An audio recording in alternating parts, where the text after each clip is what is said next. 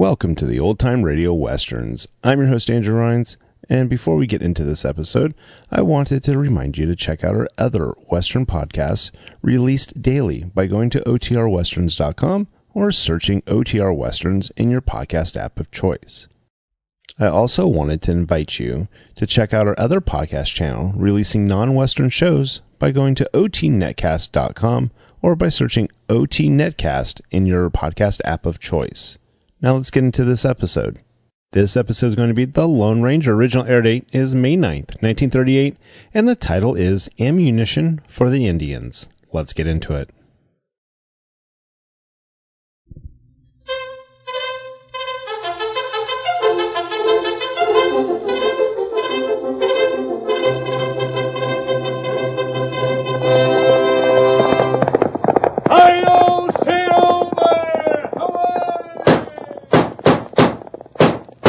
Fiery horse with the speed of light, a cloud of dust, and a hearty hi-yo Silver, the Lone Ranger.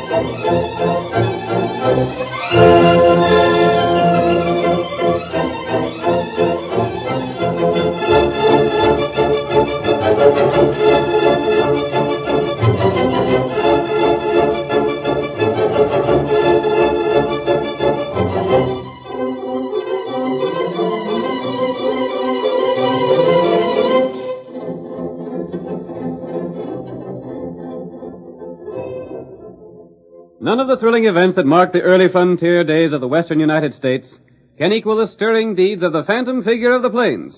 You will not find his name in the written pages of history, but his relentless fight against injustice won him a secure place in the hearts of the pioneers, and their descendants have never permitted his story to be forgotten.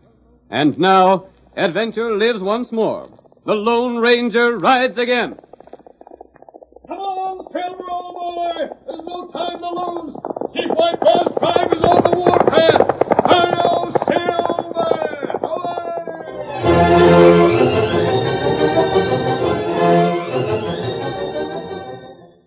Above the thunder of Silver's hoofs, we heard the Lone Ranger say that there was trouble in the Indian country. In the first scene of our drama, we see the masked man and his faithful Indian companion Tonto beside an empty stagecoach that has been abandoned 5 miles away from the regular stage road leading from the town of Redford to Fort Pearson. Tonto, I wonder if this is the stage that disappeared yesterday with a load of ammunition for the garrison at Fort Pearson. This same stage, all right. It must be the one. See, it was especially constructed to carry boxes containing shells and guns. Oh. Chief White Bear's Indians must have held it up. And yet... What? Wrong. There are several strange things about it. Tonto, you hear those shots? Them come that way. They weren't fired at us, however. There come feller on horse. A white man. There, Injun, yonder. They're coming over that hill. Maybe them White Bear Injun. There are only 3 or 4 of them. A few shots will hold them off. Them stop. Yes, they've stopped on top of the rise. Come over here. You'll be safe. Injun turn. Them go back. They don't want to attack 3 of us. Oh, boy. Oh, boy. Oh, there. You had a narrow escape. So blame now, mister. I can still feel the hot breath down my neck. You needn't worry now. Thanks to you. Need be afeard I'm going to ask questions about that mask you're wearing, or the engine with you, mister. You saved my life, and that's good enough for Mort Leeds. Are you Mort Leeds? That's my handle. Are you the man who drove the stage that disappeared with Iron for Fort Pearson? Uh-huh. That's me again. But what happened? Did Chief White Bear attack the stage? I'd sure enjoy telling you about it, mister. But let's get going out of this blame Injun country first. It ain't so popular with me. You're going back to town? Sure I am.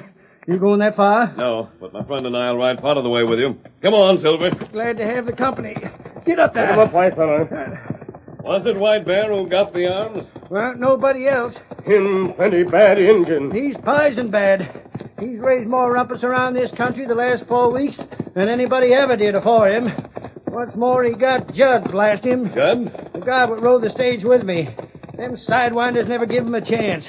They come whooping and hollering out of the hills and killed him before he really had a chance to draw. Then you didn't try to fight them? Fight him? Mister, you never in your born day seen such a fight. Guns are blazing and horses screaming, and the stage tearing down the road like it'd shake to pieces. Them redskins kept the air so full of bullets it was like a swarm of bees. Judd was sagging agin me as dead as all get out. And them painted Injuns was hanging onto the bridles of my horses till they just up and stopped. Me not see what Wait, Tonto. Go on, Mort. And them devils made me drive the stage off to where you seen it back there. Loaded the ammunition on the horses, and then they took me back to the camp. They got up in the hills. You were fortunate to get away. You just bet I was. I thought my number was up for sure when they got me to camp. But when they wasn't watching close, I grabbed me a horse and lit out of there. If I hadn't met up with you two, I reckon they'd have catch me again. Glad we came along, Mort. You say you're heading for Redwood now? Yep. They'll be needing me there. Ain't another really good stage driver around these parts. And they still got to get ammunition to the fort. Who's in charge of the soldiers at Redwood? Cap Meadows has been there with the company ever since old White Bear went loco. This is as far as we go. We don't want to get too close to town. I savvy. Massman ain't overly welcome any place. We may meet again. Thanks for what you done. Get along there. Get up there, boy. Get up there. Him not tell truth. No? Him not fight Injun. There wasn't a bullet hole in that stage. No. There was nothing to show that the guard had been killed, as he stated. And him wear money belt. I noticed that too, Tonto. It looked as though it was filled. That's plenty funny. It is. In the first place, no man would have carried a heavy money belt with him on a dangerous trip through this country. That's right. And if he had carried money, Chief White Bear would have taken it away from him. Perhaps What you think? White Bear gave it to him. You think Mort feller let that Injun get guns? Tonto, White Bear would pay any amount for arms. His braves will follow him as long as he can furnish them with rifles and ammunition. We're going to keep an eye on Mort leads, Tonto.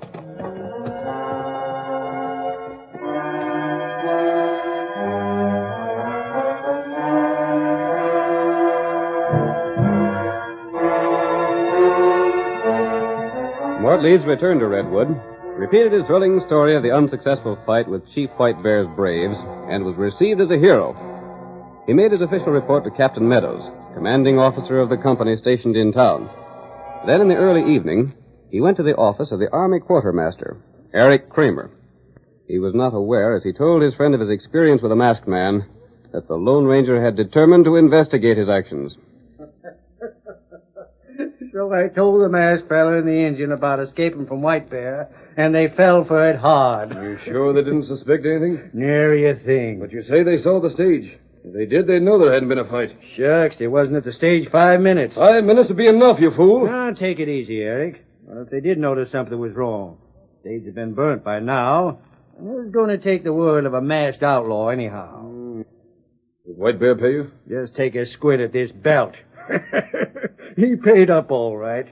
And that ain't all. What do you mean? He paid up for next time, too. Next time. Look here, Now, boy. hold on a second. Well, me might just well be getting the cash while it's to be got. Yes, but if and we any go... blame fool knows there's got to be another load of arms sent to the fort as long as the first didn't get there. That's so. But we can't do this too often. Who said anything about doing it often? I got enough good hard cash for these 2 times to leave us sitting pretty for a long while to come. Of course, Captain Meadows is sending more arms. Sure he is. Nobody suspects you, so you'll probably drive the stage. Of course I will. But I don't understand why old White Bear paid you in advance. The old devil didn't have no choice. What? I just told him if he wanted another load, he'd pay for it. We can't take chances being seen taking cash when he holds us up. Never can tell who might be looking on. You want to divvy up the gold now? Keep it out of sight. Captain Meadows may be here any minute. What's he coming here for? He's coming to tell us exactly what we want to know. What's that? When and how the next load of arms will be sent. Now, ain't that real nice of him? He thinks he has a plan to get the next load through without trouble from White Bear. Yeah? And he wants our help. The next thing you know, he'll be asking White Bear for help. Quiet. That may be him now. Come in. Evening, Cap. Good evening, sir. You're both here, huh?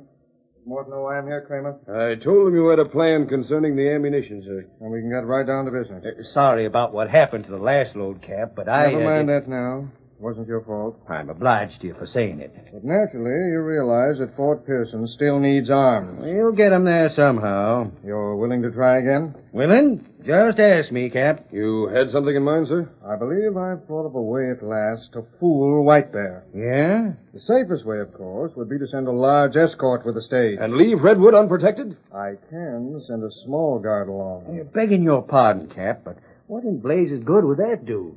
You don't figure White Bears are scared of a handful of soldiers, do you? I intend to send a small guard with an empty stage. But what good would that... One moment. What about loading boxes with stone, putting them in a stage, sending an escort with them, and letting it be thought the stage contained arms? Maybe I don't just savvy, but... And then, after dark, send out the real load in another stage. You mean draw White Bear off of the first stage while the second slips through? Exactly. Jumpin' Jehoshaphat, Cap. That's a scheme that might work. You agree, then? What do you think, Kramer? I say the same as Mort. I'd hope you would. Mort, will you drive the loaded stage? Said I would, didn't I? And I'll go with him, sir. Good. The fort must have those arms as soon as possible. Can you be ready tomorrow evening? Yes, sir. Very well. That's all for tonight, then. I'll be turning in. Good night, Cap. We'll teach the White Bear a thing or two. You can rely on us, sir. And we'll arrange the final details in the morning. White Bear will have to know about this. I'll take care of that. Can you make it to his camp and back before morning? You just watch me. Tell White Bear we leave after dark. Decide on a place to attack the stage. Little Creek Bridge is the place. Ain't a handier place in the Hull Road. Good enough. I'll be off to the hills right now. They got the gold, and tomorrow White Bear will have the guns. And not a blame soul to suspect a thing.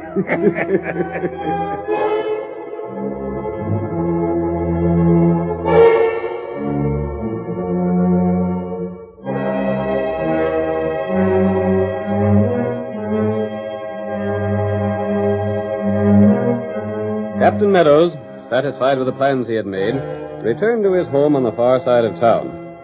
But he had not yet prepared for sleep when suddenly the door burst open and the tall figure of the masked man appeared. What the... I want to speak to you, Captain Meadows. You're wearing a mask. Yes, but I'm not an outlaw. Get out of here. Wait. You're going to hear what I have to say. Why, Steady, thunder, Captain. Well, say what you have to say and get out. Do you want to lose more arms than Chief White Bear? What's that? If you do, follow the plan you made tonight. What do you know about that plan? Enough to know that it'll fail. You are an outlaw. You're working for White Bear. If I were, would I tell you that I know your plans? There's sense to that, all right. There'd be no reason coming here if I didn't want to help you. Talk some more. I'll listen. Captain, you've been sold out by two men you trust. Go ahead. I'm still listening. Who knew about the last shipment of arms that was held up and stolen? Why, the quartermaster and the driver, of course. Wait. Are you hinting that... No one else? No one but Judd, the guard. And Judd is dead. Go on. If White Bear gets more guns, or if the fort fails to receive the guns it needs, there'll be bloodshed.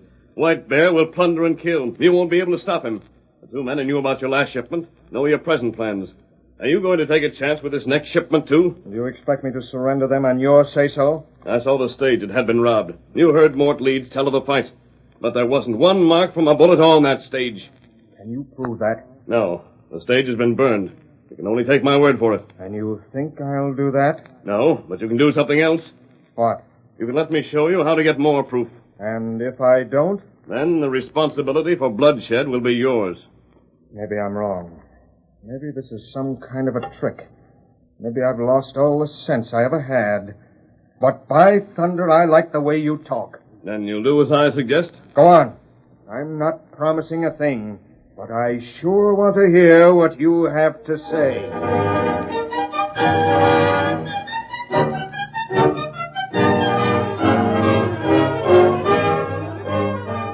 The curtain falls on the first act of our thrilling Lone Ranger drama. Before the next exciting scenes, please permit us to pause for just a few moments.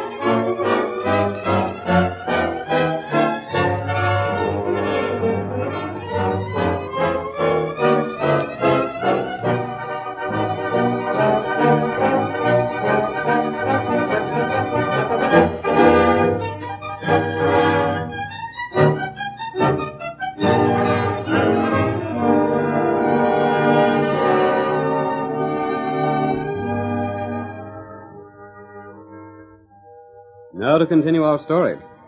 When Mort Leeds reported that Chief White Bear had held up his stage and taken the load of arms it contained, the Lone Ranger suspected his story and found his suspicions correct.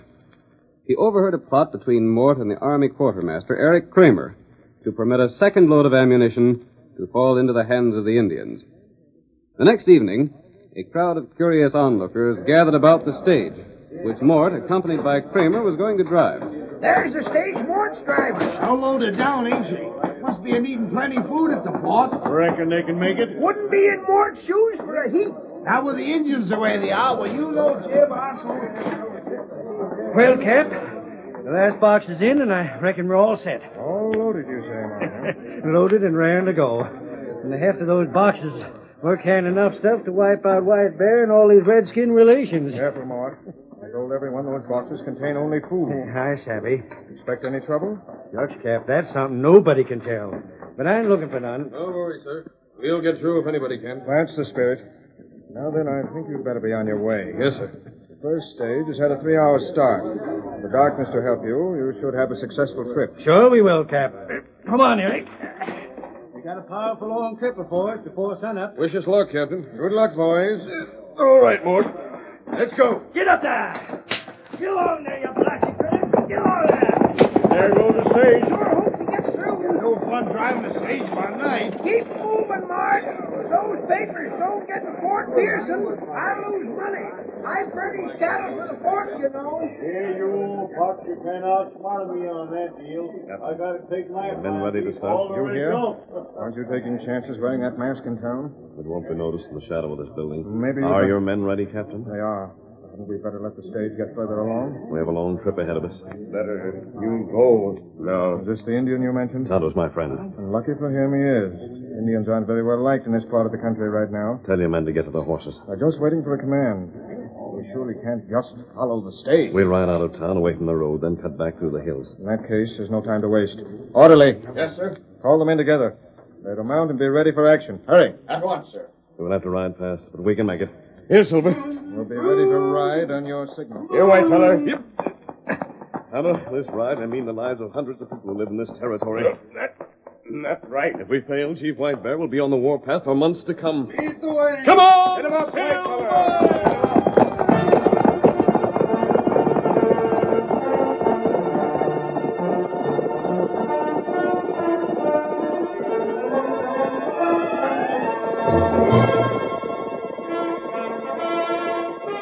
With the Lone Ranger in the lead on his great horse, Silver, the cavalry swept out of town. They left the road, heading across the open plain in a swiftly moving, compact group. But swiftest of all was the masked man's white horse, whose hoofs thundered against the earth. Come on, Silver, old fellow! Stretch out those great legs of yours! Hi-yo, Silver!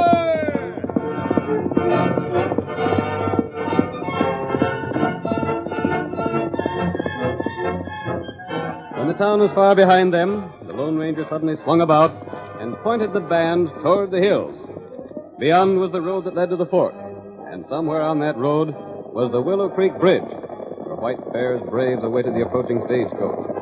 But still Silver's ghostly white shape paced the cavalry with the smooth speed of an arrow. There we go. Only a short distance now! Come on, Silver!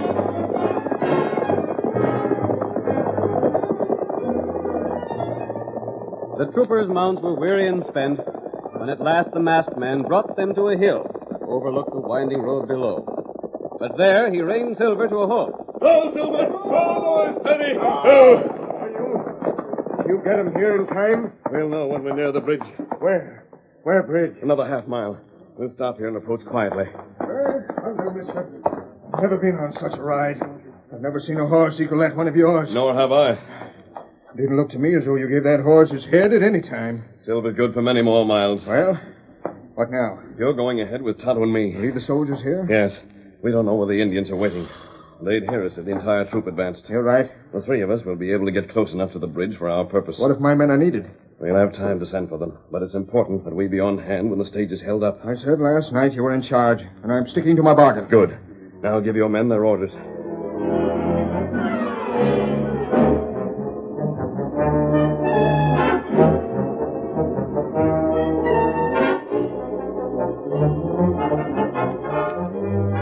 While the Lone Ranger with Captain Meadows and Tonto carefully approached the Willow Creek Bridge, the stage was thundering toward the same point. Mort and Kramer, confident that all would go well, were discussing their scheme. Does White Bear know just what to do, Mort? Sure does. He'll be waiting for us, all right. Get along there! Get along there! Mort, I have to hand it to you. Yeah? No one, not even Captain Meadows, suspects a thing. Wouldn't have sent us with the stage if they had, would they? And even if they did suspect something, even if they saw White Bear hold us up, they still couldn't prove we'd sold those guns. Of course they couldn't. What's there to prove? White Bear holds us up. He takes the guns. But there ain't no cash change in hand that anybody can see. Right. Get along there! Isn't that the bridge on ahead? That's all right enough. How will the chief work this? The way they got it fixed, he'll be down in that there holler just this side of the creek. Yes? Just before we get there, he and his braves will ride out, firing their shooting irons just like they mean business. Sounds dangerous. Don't you worry none. Them painted devils knows how to handle themselves. Their shooting irons will be aiming straight up. And then? Well, shucks, we can't fight off a whole passel of redskins, can we? Who can blame us for pulling up the horses? Get on there! Haven't seen a sign of them yet. They paid for this stuff. They'll be showing up. But There they are. Now put on a good show. Someone might be coming along, and maybe they mightn't. But we're playing it safe. Yes. You stop, please. Give them redskins a hide full of lead. I'll fire over their heads. Stand away from the stage. Stop, please. White Bear, please. Well, last redskins, get along there. What White Bear say? Or pale-face get killed. That is true. The soldiers will get you for this. You stop. We haven't a chance, Mort. Pull up the horses. You don't get away from great chief White Bear. Stop the horses, Mort. Stop them before we get killed. Oh, there. Oh, boy. Oh, there. You get 'em down from stage. Blast ya. If the troops were here, you wouldn't get away. You get 'em down. We ain't got no choice. No use risking our lives over arms we can't save. You stand over there. We're doing what you tell us, ain't we? Ka name in a talo sini. Ko kayo. Ko hamanika yo sen. What kind of blame fool palaver is that? Me tell brave, take box from stage. You aren't going to get away with this. You not make trouble, White Bear let you live. Well, Eric, nothing we could do. He made it look real enough to fool anyone more. Anybody snooping around would sure think it was the real thing. And that's a fact. What matter? You stay here. White Bear find out what matter. Well, what in tarnation are them redskins gabbing about? Looks to me like one of those boxes of guns broke open. They're too doggone excited. I don't particularly like the looks of this. They look sore about something. Paleface, come here. He mean us? Reckon he does. Come along. Might as well find out what this is all about. Paleface false to great chief White Bear. Paleface, speak with lying tongue. Huh? You look, Mort. Take a look at that box that broke. There ain't a gun in it. It is filled to the top with rocks. Paleface dogs try fool White Bear. Paleface die. But, Chief, now look. Listen here. What could have happened? White Bear pay much gold for guns. But guns not here. We didn't have no idea the guns wasn't there. It's a mistake. Listen, you'll get your gold back. White Bear rich chief. White Bear have plenty gold. But me kill Paleface with lying tongue. Don't do it. We'll get more guns for you. Too late now. Gatu Mokati. Tell that painted devils to get away from me. They're going to kill us. It's the soldiers. They're up in the hills. Vela Pota. Iga Nuna Pa. Ota Malita. Jete Rodato.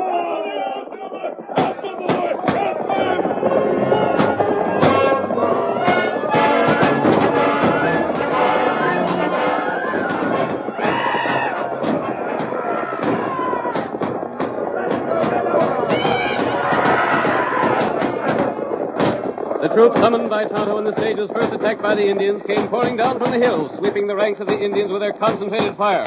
Their charge took the braves completely by surprise.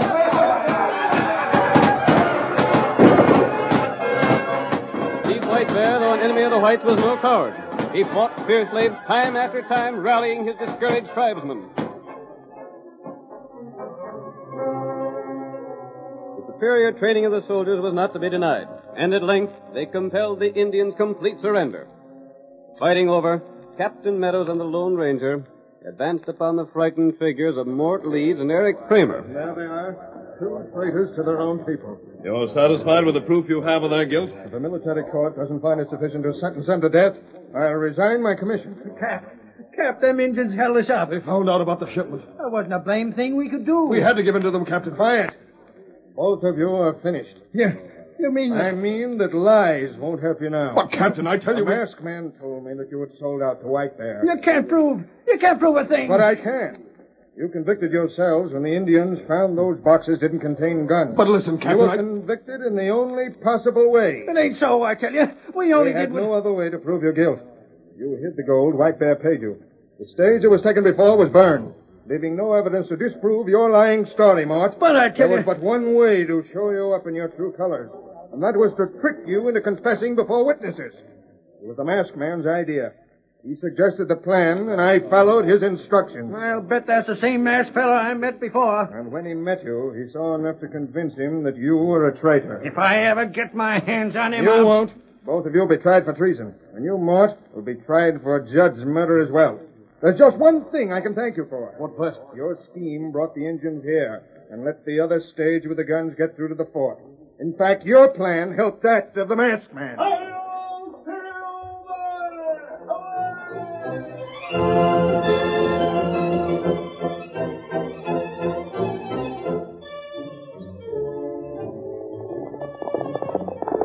Come on, Silver! The man is in trouble, and we must get to town to help him. Hi-yo, Silver!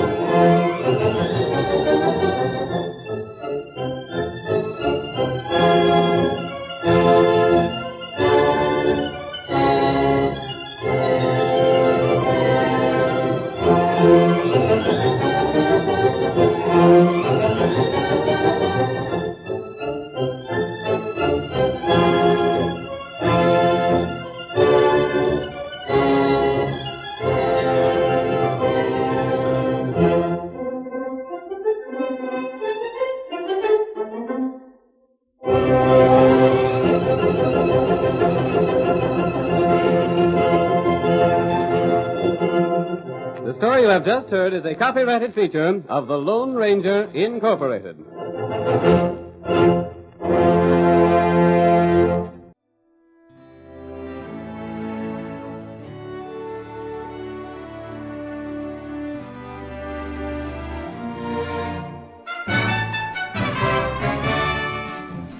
This has been a presentation of OTRWesterns.com, and we hope you enjoyed. Please take some time to like and rate our shows in your favorite podcast application. Follow us on Facebook by going to OTRWesterns.com/Facebook. Subscribe to our YouTube channel by going to OTRWesterns.com/YouTube. And send us an email, podcast@OTRWesterns.com. You can call and leave us a voicemail, 707-986-8739. This episode is copyright under the Attribution Non-Commercial Share Alike copyright. For more information, go to OTRWesterns.com/copyright. Have a great day, and thanks for listening.